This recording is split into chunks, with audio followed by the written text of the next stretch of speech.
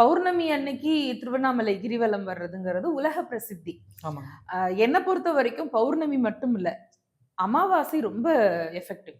ஓ! அப்படிங்களா? அமாவாசைக்கும் நீங்க கிரிவலம் வரலாம். ஏன்னா ஒரு சில பேர் பௌர்ணமி ரொம்ப கூட்டமா இருக்கு அப்படின்னு சொல்லிட்டு சிலர் போகாம இருக்கிறாங்க என் நண்பர்கள் கூட. இப்ப இத கேட்டு அமாவாசை நாள்களும் அமாவாசை நாள்லயும் நீங்க நல்லா நடக்கலாம்.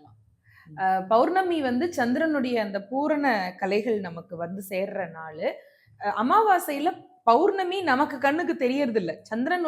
சந்திரன் தேய்ந்து வளர்றது கிடையாது.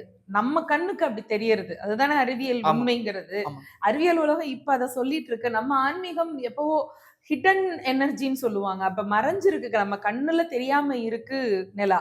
பௌர்ணமி வெளிச்சம்.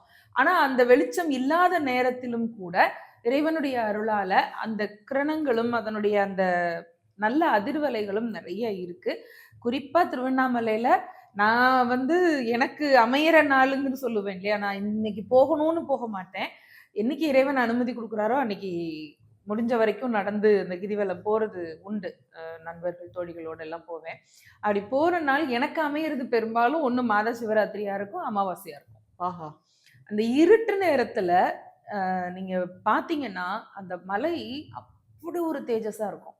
இருட்டுல எப்படிம்மா அதுவும் இரவு நேரத்துல தான் பெரும்பாலும் நடப்போம். பகல்ல நடக்க முடியாது நமக்கு. ஆமா. வெயில் வெயில் நெறையா இருக்கு. ஆ. இருக்குங்கிறதுனால, இரவு நேரத்துல நடக்கிறது ஒரு பிளசன்ட்டான எக்ஸ்பீரியன்ஸா இருக்கும்.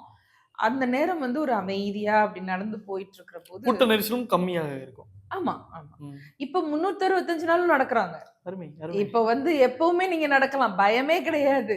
அந்த பாதை எல்லாமும் அழகா சீர் பண்ணிட்டு இருக்காங்க. பெரும்பாலும் சீரா தான் இருக்கு. சில இடங்கள்ல மட்டும் கொஞ்சம் அந்த கல்லும் அதுவுமா நமக்கு கொஞ்சம் அந்த சரளக்கல்லு குத்துற மாதிரி இருக்கும். கொஞ்சம் பொறுத்துட்டு தான் போகணும். திருவண்ணாமலை